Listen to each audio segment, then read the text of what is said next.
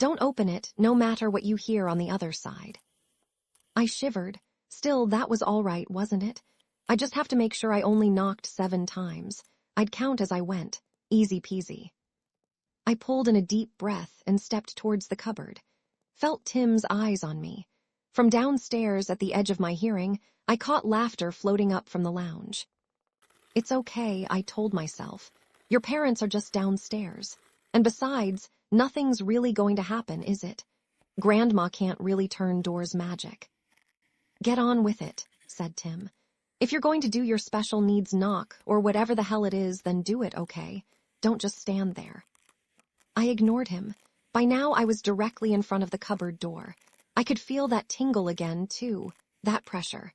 Beneath my pajamas, my skin was all goosebumps. It might only have been the slight chill in my bedroom and nothing more than that. But then again, I knew it was more than that. I could feel it in my mind. A heaviness that was like the start of a headache. A pull behind my eyes. As I reached up and made my right hand into a fist, it felt like I was no longer in control of my body. Knock. I struck the wood with my fist, softly. The sound was dull and hollow. Knock. I felt Tim at the edge of my vision, moving up beside me. Knock. Somewhere in the distance, I heard a faint sound. Knock. At first, I thought it was noise from the TV downstairs, but... Knock. Then I thought it might be coming from outside, my bedroom window, and... Knock. Then it sounded as though it was all around me, and... Knock. Finally, as my fist struck the door for the 7th time, I realized what the sound was. A whistle. A faint, low hum, coming from inside the cupboard. The echo of my final knock faded, melting into the noise beyond the door. My skin tingled. I stepped forwards, almost in a trance, my hand reaching for the doorknob. And then I felt myself shoved to one side as Tim pushed past me. Bang, bang, bang, bang, bang, bang. Before I had a chance to stop him, or even so much as call out, Tim had thumped his fist against the door 6 more times, making the total number of knocks 13. Beyond the cupboard, the whistling sound stopped. Tim reached out and gripped the doorknob. Why would you tell a 5-year-old kid such a fucked-up tale? Ever since the memory of my 5th birthday came back to me, this is the question I've kept asking myself, but I don't have the answer. I suppose I shouldn't be that surprised. Given the other stories my grandma told me when I was little, the one about Mr. Longfingers, for instance, and the secret of the special knock, I really shouldn't be surprised at all. What follows is a memory from the day I turned 5. I must have been repressing that day for years, because it's taken weeks of therapy for me to unlock it. Grandma, will you tell me a story before bed? She was halfway to the bedroom door when my words stopped her. I didn't want her to go. Grandma had just tucked me in and turned off my bedside lamp, and I suddenly felt afraid. Partly it was the darkness of my bedroom. The shadows were so thick I could barely make out my stuffed toys, sitting in a row on top of my dresser, but mainly it was my new birthday present. The present Grandma had got me. It wasn't my main present, that was the pack of monsters in my pocket toys I'd ripped open downstairs. No, this was an extra present, a secret present. I hated it. Even in the dark, I could see its shadowy outline on my bedside table. The thing gave me the creeps. A story. Well, what kind of story would you like to hear? It was a silly question, because Grandma only ever told me one kind of story. The scary kind. But because I was already a bit freaked out, I said something I wouldn't normally have done. Nothing too scary, Grandma. Grandma raised her eyebrows at me. Not too scary. I shook my head. She leaned over and switched my bedside light back on, then perched at the foot of my bed, smiled down at me. Out of the corner of my eye, I could still see Grandma's present. It was watching me from my bedside table. I did my best to ignore it. Okay, said Grandma, making herself comfortable. I think I'll tell you a story about a witch. Once upon a time, Grandma began, there was a young woman who lived in a cottage by the sea. She didn't have a care in the world. She went to school, and she painted, and she read adventure books by the fire in the evening. This girl lived with her mother and her grandmother, and they were all very close. She loved her family very much. One day in the early summer, the girl was coming home from school when she met a boy on the path.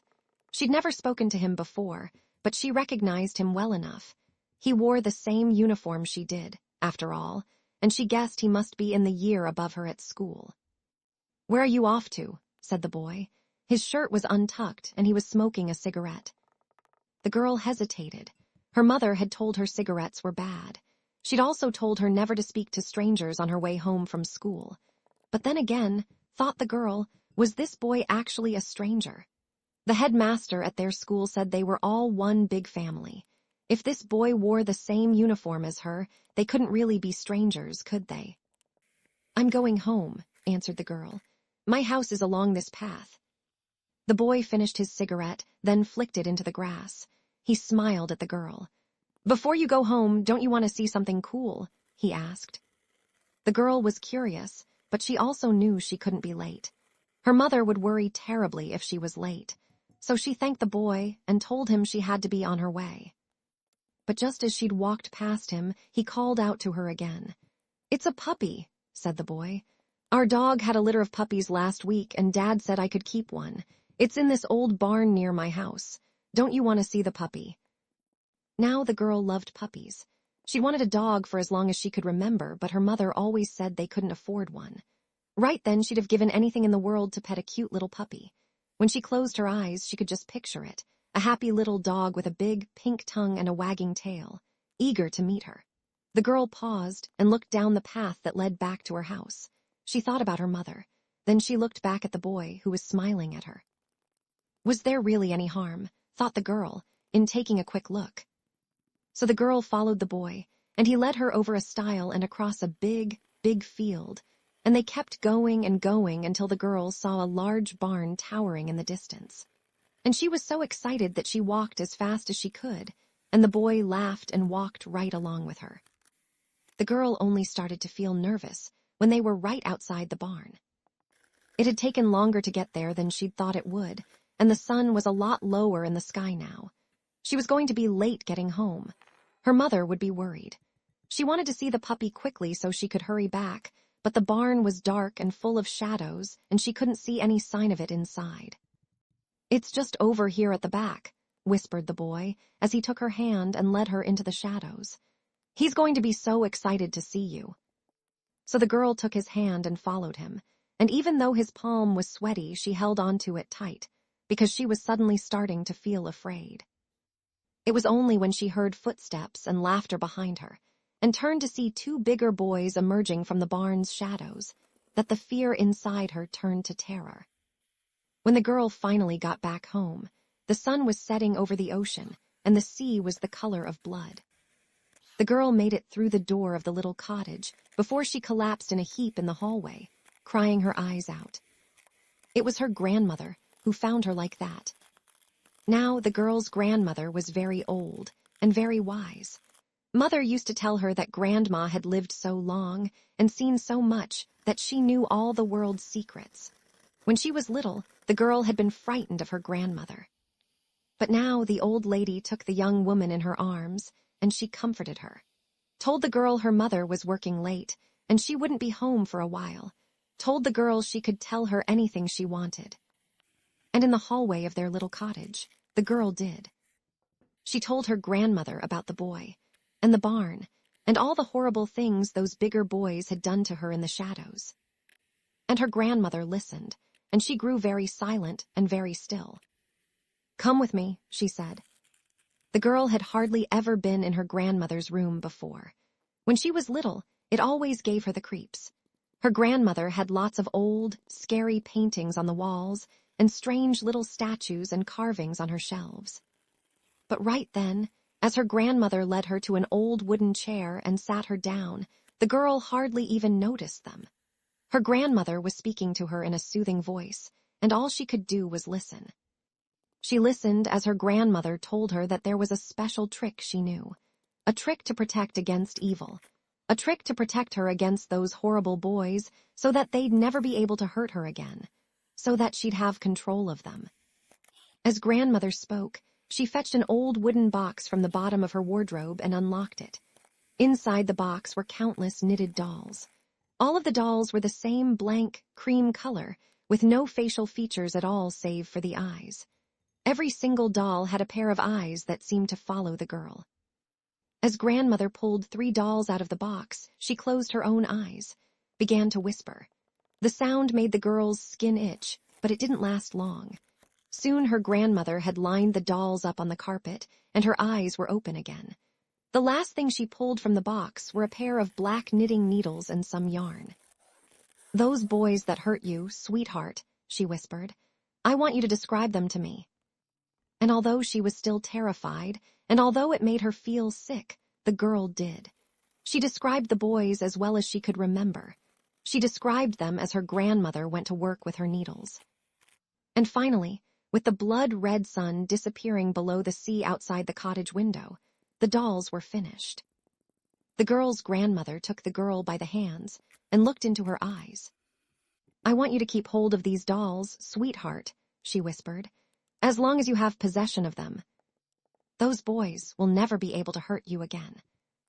And do you know what? Those boys never did. The girl was sitting in an armchair, overlooking the sea when her grandmother burst through the door of the cottage. It was 2 days after they'd made the dolls, and for the first time since she'd met the boy on the pathway, the girl was feeling calm again. She was feeling calm, but her grandmother clearly wasn't. As the girl turned from the window and smiled in greeting, the old woman held a newspaper out to the girl with shaking hands. 3 brothers tortured and killed in brutal mass slaying, read the headline. "Agatha," whispered her grandmother. "Oh, Agatha, what did you do?" But the girl just kept smiling.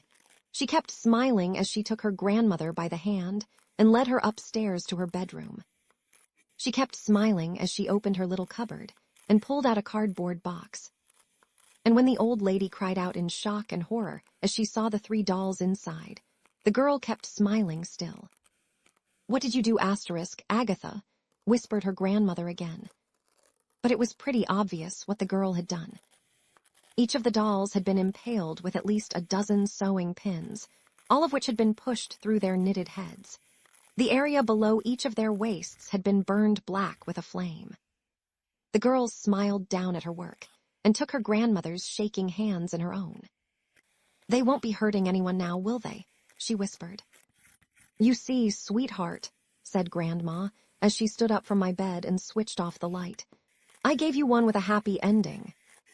I lay in the dark, feeling sick. I don't think I'd understood everything Grandma had told me, not right then, at least, but I'd understood enough. I'd understood enough to know I felt worse now than I had before the story started. "Grandma, wait," I said, my voice stopping her mid-turn. "Isn't your name Agatha?" Grandma looked back at me and smiled. She walked over and leaned down, kissing me on my forehead. "Time to get some sleep, Christopher," she whispered. "And remember, that present I got for you is always there if you ever need it." She stood up and left my bedroom. I stared after her. But a few moments later, my eyes were pulled back to the gift on my bedside table. The knitted doll. It gazed right back at me, its face featureless save for 2 blank, starring eyes.